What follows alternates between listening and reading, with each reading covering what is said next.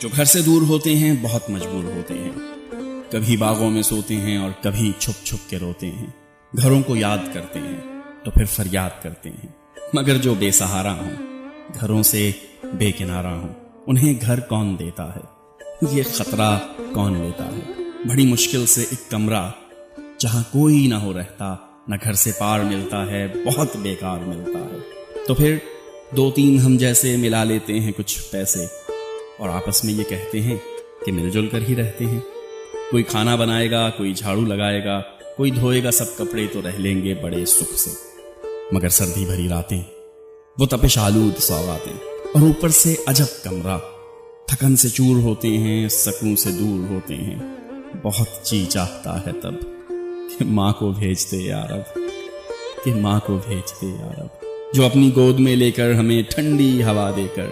سلا دے نیند کچھ ایسی کہ ٹوٹے نہ پھر ایک پل بھی، مگر کچھ بھی نہیں ہوتا، کچھ بھی نہیں ہوتا، کچھ بھی نہیں ہوتا تو کر لیتے ہیں سمجھوتا، کوئی دل میں بلکتا ہے، کوئی پہروں سلگتا ہے، جب اپنا کام کر کے ہم پلٹتے ہیں تو آنکھیں نم، مکاں ویران ملتا ہے، بہت بے جان ملتا ہے، خوشی معدوم رہتی ہے، فضا مغموم رہتی ہے، بڑے رنجور کیوں نہ ہوں، بڑے مجبور کیوں نہ ہوں، کہ آخر میں مہینے کے سب اپنے خون پسینے کے